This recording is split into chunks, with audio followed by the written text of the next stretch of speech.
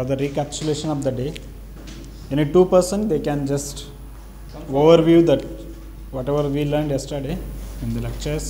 You can use your notes also. You can read the data accordingly. It's not whatever you learned yesterday. blindfold. Just come forward quickly. Just one minute. No problem. No problem. Whatever you want to tell. And participants, any two has to give the recapitulations. Others can observe and check with your data. If you missed anything or if they are telling anything wrong, we can correct. It's a give and take policy to recapitulate what we done yesterday. AESA-Driven. I'm working as a horticulture development officer in Choppat Block, South Garo Hills. To do a recap on yesterday's training program. It's the first day of our training program started with a group activity, which consisted of all of the participants introducing each. They were divided into groups. We were given divided pictures, like two halves of pictures, and we were supposed to find our picture partners, and we were supposed to introduce each other and also say a few things on the picture. It was also an introduction to a few of the beneficial insects that we come across in our fields. Also, moving forward, we also learned about the existence of biotypes and how it influences the pest resistance, resurgence, and all that. Also, we also learned about the Pesticide Act and the role of insecticide inspectors, how our district level officers can be appointed as those inspectors, and they can exercise their power that is given in the Act. Further, we also learned about the effect of these chemical pesticides on human health and different symptoms, and what to do in order to, in case we are affected by those chemicals, how to tackle those. That's it from my side. Thank you. Myself, Himani Hajong, and I'm working as Horticulture Development Officer in Bakmara. Just like my colleague has mentioned about the introductory part, so I'll just say in a brief what I have learned from yesterday's training session. Yesterday we have learned about the beneficial insects and about the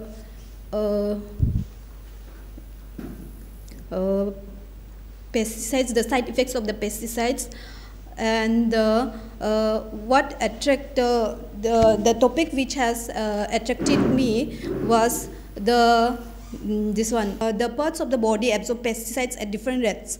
This is very new for me because I haven't heard about it earlier, so it was very interesting.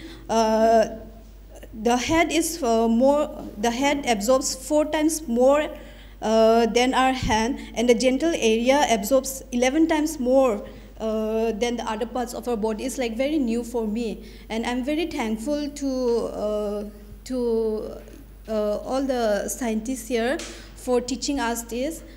This is just a recap of the yesterday's program. Yesterday morning we have started the program with inaugurations, followed by we went to the topic ecological imbalance due to pesticide by addressing the pesticide resistance, residues, bioaccumulations, and resurgence. Followed by the Insecticide Act 1968 and the Insecticide Rules 1971. Their roles, their sections, and their importance, and the role of insecticide inspectors and responsibilities, procedure of samplings, and insecticide analyst. Followed with we have the group dynamics on balloon bursting, where we have learned how we have worked collaboratively in the ecosystem to help each other to win all others. Followed by that, there is a drift effect demonstration has been done in the field to see how much possible pesticide can be entered into our body due to the drift, especially for the sprayman and person who is spraying. So that we have learned. Followed by the ill effects of this pesticide to the human health. How much it is danger, what is the entry point, so and so. Finally, we ended with feedback sessions. And morning we have conducted the pre-evaluation examinations where we have scored almost 9.5 for each others. With the small recapitulations, now we enter to the second day of the program, which is very much important. The program designed that this is a major concept what we want to introduce you all. Hope you have all aware about this AESA. AESA means Agro-Ecosystem Analysis. What the request is, this agro-ecosystem analysis you have to learn with the perspective of the what we thought yesterday regarding the ecological balances, right? You keep it in mind. This is a very systematic and procedural way, step by step. There will be some lecture for this for short time. Once the lecture is done, you can get clarified. The group will be as per the yesterday's program. We have divided the groups, right? All the groups will go back to the field. We'll have the observations. Then we'll come back. We have to give the presentation in that AESA presentation. Each group member has to discuss about their observations in the field. Then come back again. Then we will sit, we will draw. They have to give the presentations. What is your observation? What is the current state? What you are going to do? The basic of this AESA is to empower yourself as in a decision making process. Not alone you, even the farmers.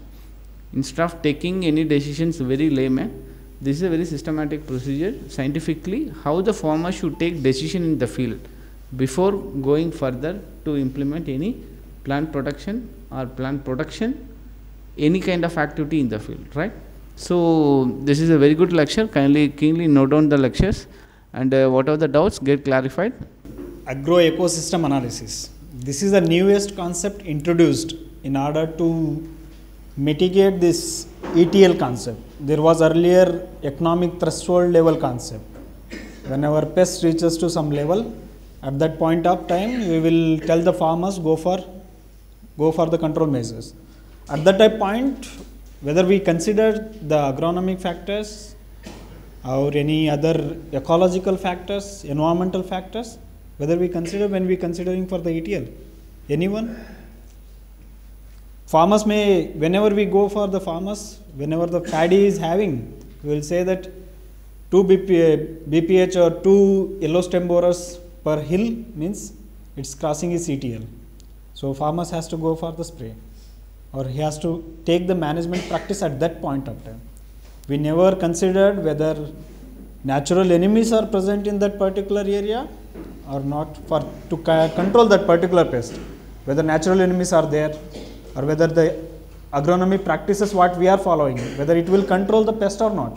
We never came across and we never teach the farmers that, okay, you have this much predators and parasitoids, they can kill these insects also, no need to go for the spray. And we never recommend the farmers that you go for the spray at this point of time when the pest is crossing their ETL. But actually new concept was newly developed technology is that this agro-ecosystem analysis, which will consider all these factors. It won't say you to go for the spray immediately, but it will have the systematic monitoring process. Farmers has to go regular to his field. But always the farmers do right.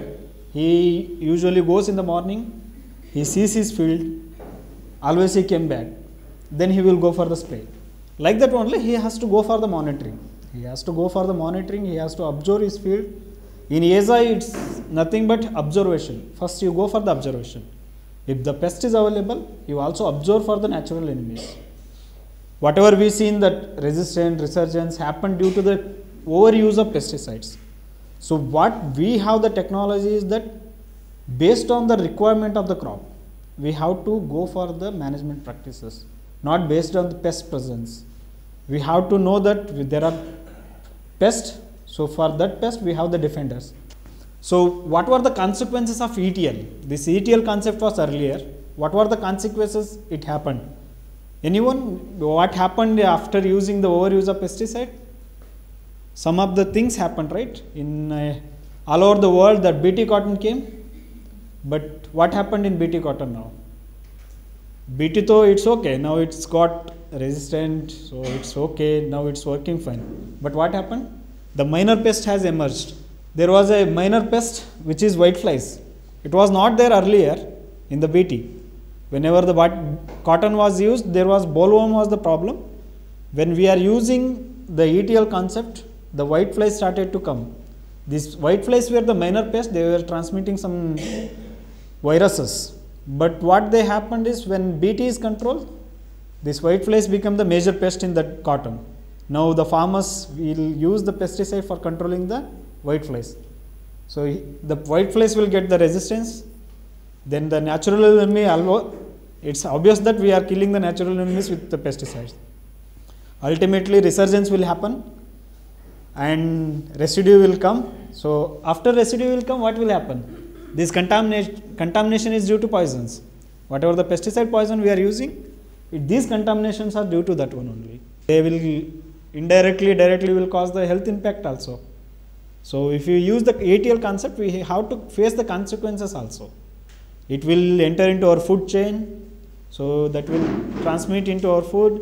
Then we have this residue levels in the food, so we have to bear this acute chronic toxicity in our future days. So AESA is the approach which can be done by field functionaries. We used to teach them, farmers, because farmers don't know this technology is new technology. It was introduced newly, so we are the responsible person to teach the farmers. Right now we have to teach them how to use this agro-ecosystem analysis techniques. It has the basic concept, like it has different components. In ETL concept, we only use the pest population, then we will go for the spray recommendation based on the crossing of the ETL. But here we have the 6 basic components. One was that plant health. We will check for the plant health.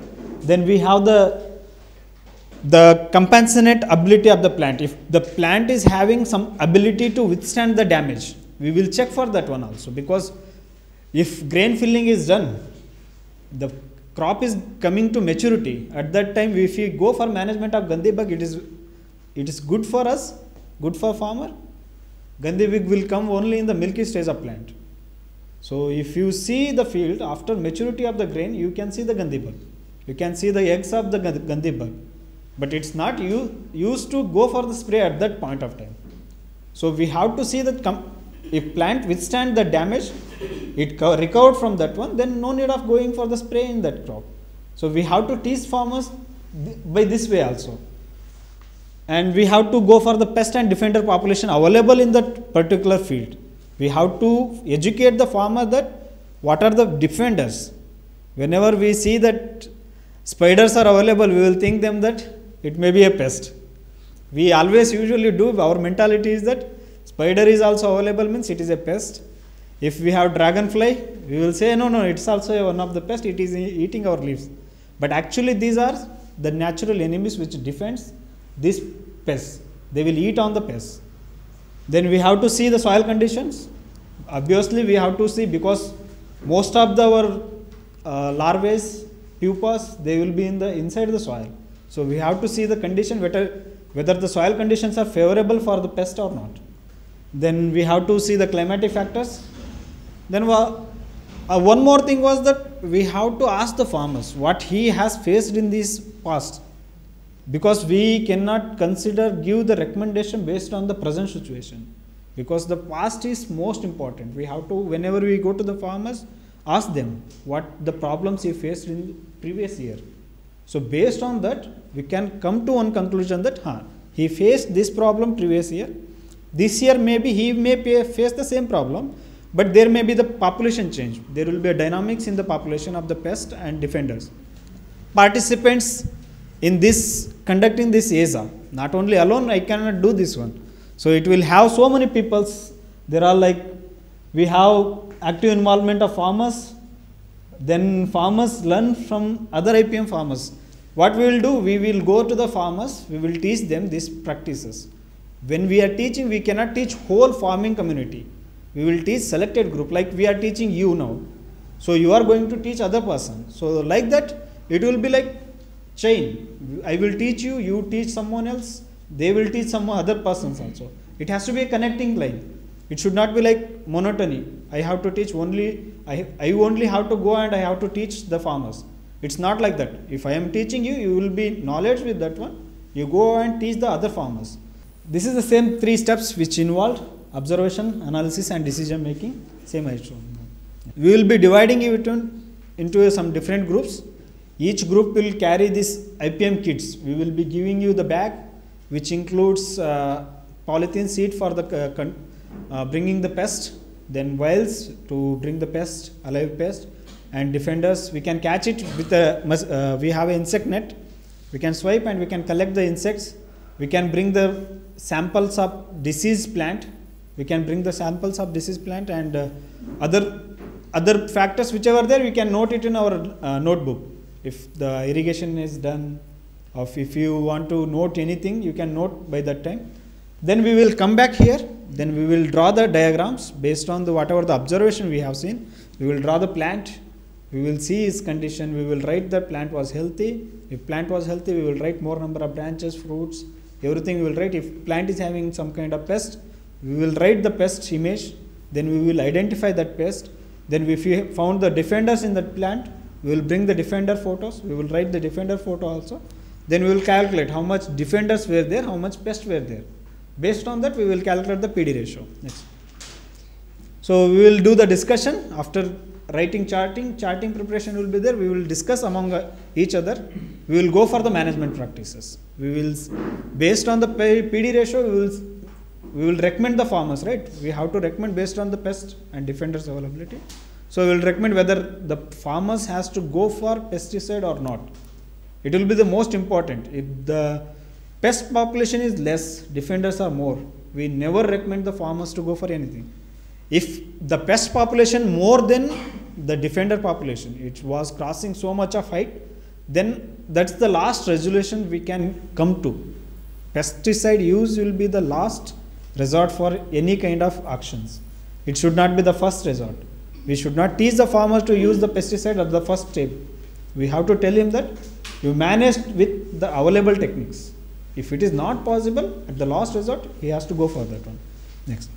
And this is the presentation at the last. It will be the presentation station. You have to come here. The group has to present what they observed and what is their recommendation to the farmers.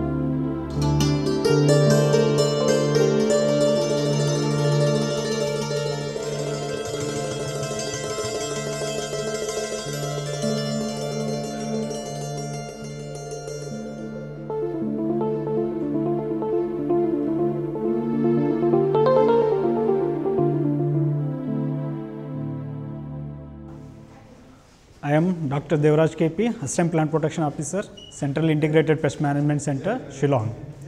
So today I have given lecture on agro-ecosystem analysis. It's a concept which is having latest technology to mitigate this pesticide, overuse of pesticide problem in the farmers. So this technology involves going for the regular observation in the field and taking the observations in the field, then bring back the observed materials to your nearby shaded area and prepare a chart based on the pest and the defender ratios. We will prepare a chart and we will discuss with the farmers. The farmers will in groups, they will discuss among themselves and they will give the conclusion based on, they will take their decision based on the observation they drawn in the field. So the decision will be includes much more involvement of the pest natural enemies which will be released in the main field. So they will not go for the pesticides in the first decision, the farmers will use the knowledge of defenders in their fields. So, these defenders will be used to mitigate the pest instead of using the pesticides and the cost effective managements.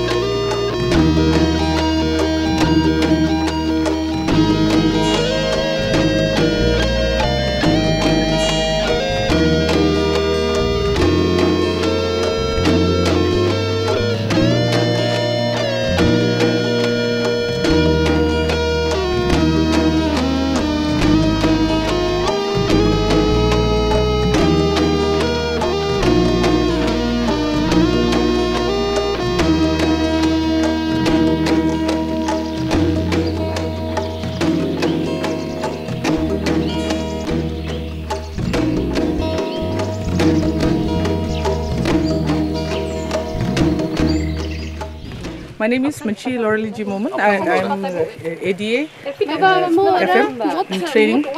Then we are here for this training and then for field visit, and we are collecting insects. We are here in the research field. Now we are searching for the pests and the predators. So after that we'll have presentation in the classroom.